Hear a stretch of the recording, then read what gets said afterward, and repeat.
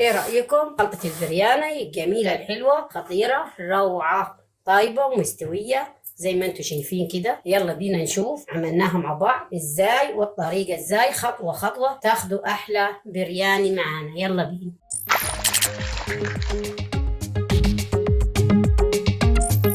صباح الخير عليكم، ازيكم؟ عاملين ايه؟ اخباركم ايه؟ يا رب تكونوا بخير. احنا النهارده هنعمل مع بعض طريقة عمل البرياني. هي اكلة هندية حلوة خالص هتعجبكم. طريقتها سهلة وبسيطة وكل مكوناتها في البيت، مش هتغرى من حاجة غير تجيب التوابل من عند العطار. جايبين فراخ ومقطعينه وشايلين الجلد منه زي ما انت شايفة كده، وهنجيب علبتين من الزبادي هنحطهم عليهم، وجايبة توابل البرياني هتعجبكم بجد، ريحتها حلوة خالص. شايفين؟ ادي علبة الزبادي هنخلطوها فيهم. هنجيب العلبة الثانية، وادي العلبة الثانية.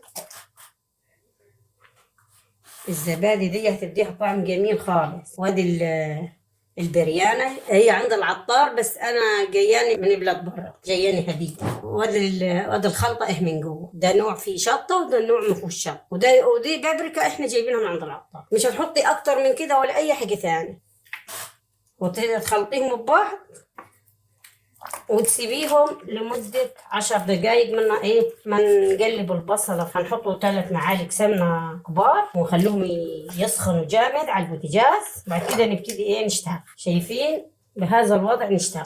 ده نسيبهم شوية عشان يطعموا من الأكل.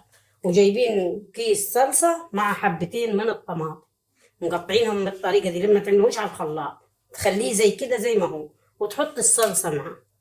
يعني معلقة، لو كان عندك برطمان تعبي معلقة كبيرة وتحطيها.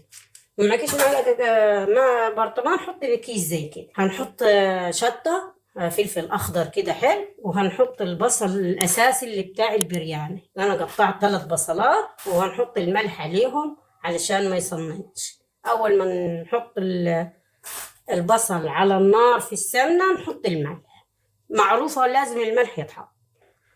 وهنشوفوا الخطوة خطوة مع بعض طريقتنا ازاي في البريان. خليكم معانا لحظة بلحظة. شايفين؟ انا جبت السمنة زي ما شايفين، سخنتهم كويس عشان احنا بعاد شوية عن البوتاجاز. هنحط بصل والملح زي ما انتم شايفين كده.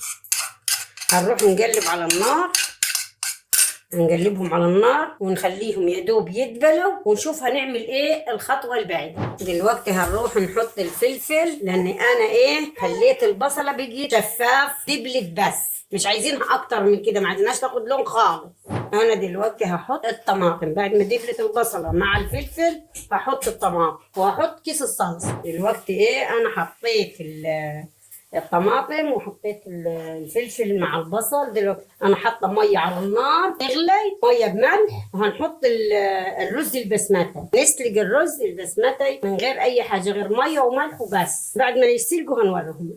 انا حاطه ميه على النار بتغلي.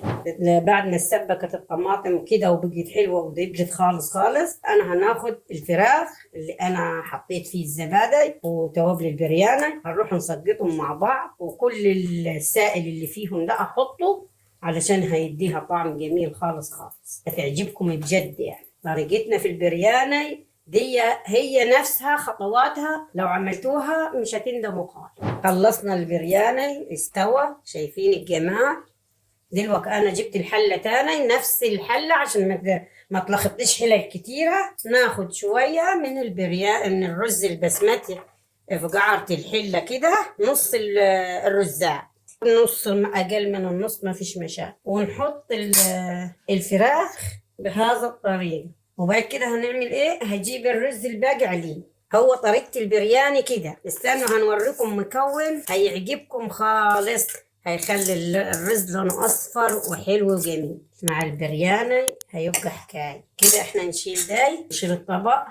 هنجيب ربع كوبايه الميه تحت القهوه شايفينها. احط فيها اللون من هذا الوضع، من اللون ده شايفه شويه على طرف المعلقه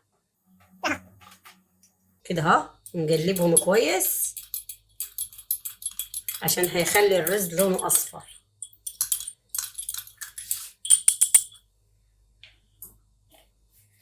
ونعملوه كده. عايزة تعمليه الطريقة اللي تريحك اعمليه.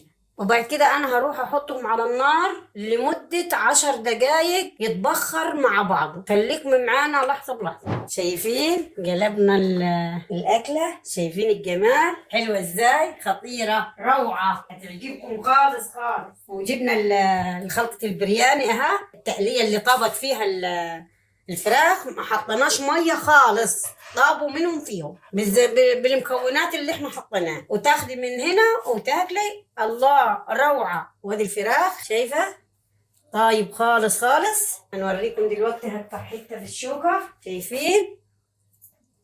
شايفه تتقطع بسرعه. يا ريت يا جماعه اللي يعجب الفيديو بتاعنا يعمل لنا لايك وشير واشتراك، ونشوفكم على خير باذن الله.